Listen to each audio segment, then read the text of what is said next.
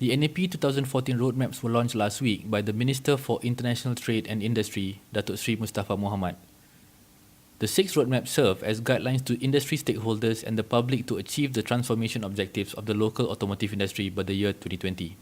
The roadmaps cover the broad areas within the automotive ecosystem that will undergo enhancement, including technology, human capital, supply chain, the aftermarket sector, remanufacturing, as well as Bumiputra development. These roadmaps have been drawn up to ensure that the measures outlined in NAP 14 are effectively implemented, and will also provide guidelines to industry stakeholders to understand better the implementation aspects of this policy. We spoke to CEO of the Malaysian Automotive Institute, Madani Sahari, the next day to talk about the automotive roadmaps. The technology roadmap, it talks about technology priorities areas, aligning it to the fact that we want Malaysia to be the energy efficient vehicle hub.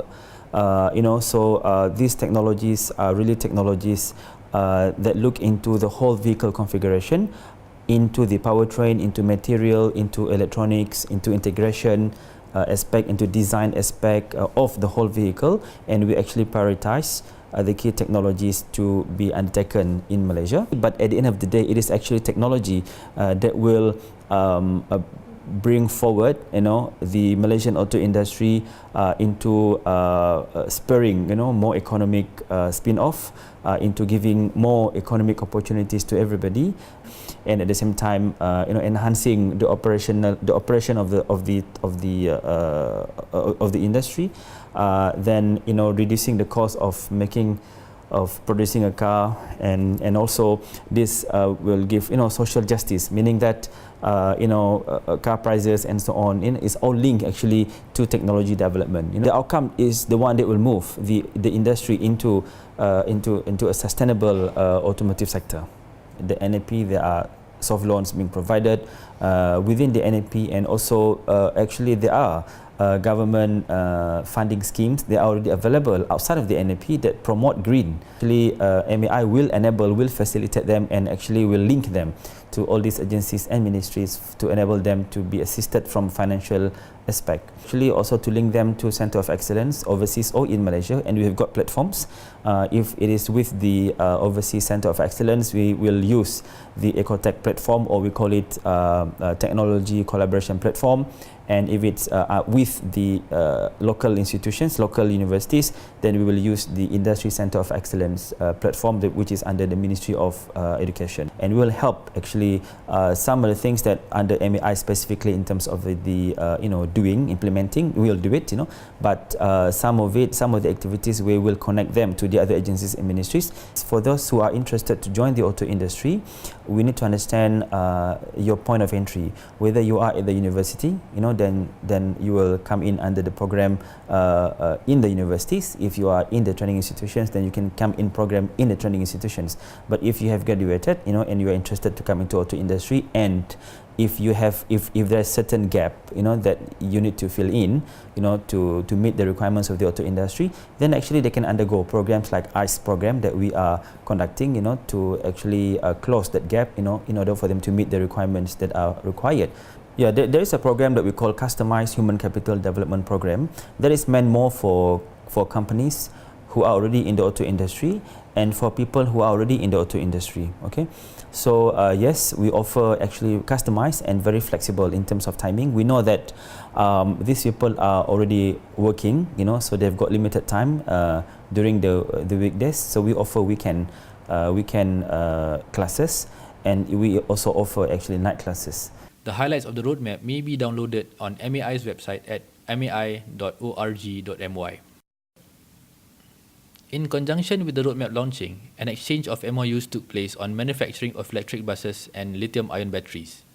The MOU exchange was carried out between MAI, Arca Corporation, Auto CRC Limited, and Swinburne University of Technology. A total of 200 million ringgit is set to be invested into this project. We are targeting 2 areas. Number one in Putrajaya, to be a green city, and the other one is in Pulau Langkawi, the 2 area. And of course, once we can get it up and running, Greater KL will be another big area that we want to operate. And probably we're then going to Southeast Asia. What happens in electric vehicles is if you can make them lighter, then they can go faster and they can go long distance with the same battery power. With bus, what happens is that you know exactly where the bus is going to go. So you know each stop, you know the time it takes to reach there, so you can plan your infrastructure very easily so that you charge the battery at the right point. Before we end, here are some sound bites of foreign brands and agencies on how they achieve desired results in the automotive sector. Today, I mean, we have up to 40% local content, and we are constantly looking into how we can enhance this one. And for instance, we are working with Bosch, is a good example, and Bosch in Penang are actually exporting their products to all our plants all over the world. And this is the way we want to go forward with more manufacturers and suppliers in Malaysia. But it's important for us to work on a local level and constantly develop the manufacturing.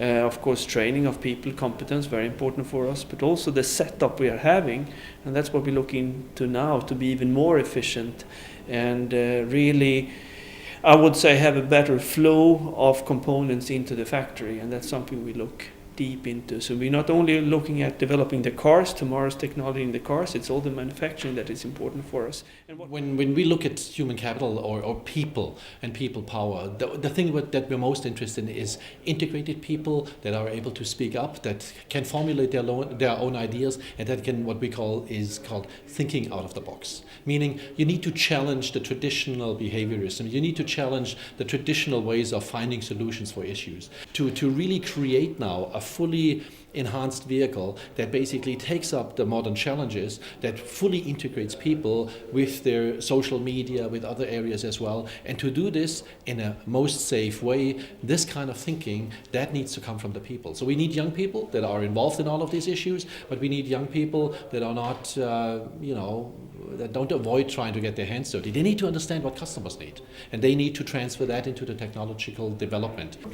The key thing that Australia did, even 30 years ago, was to establish these things called cooperative research centres. It's a quite novel idea. I don't know whether it exists even anywhere else in the world, but the idea behind the cooperative research centre is to provide a forum in which researchers and industry can work together to identify what is the industry problem, and then harness this research capability that you refer to. And we have extensive research capability, but harness it to an industry problem. We ask industry, what is it that you want to do? What do you want to achieve? What's the improvement that you'd like to make? What's the problem? So the industry is the source of they provide the issues to be industry-led. It has to be industry-led, and then we have to find universities and other researchers who are willing to apply themselves to the practical problems, and then we provide the organisational framework by which that is made easy, because sometimes it's like speaking two different languages.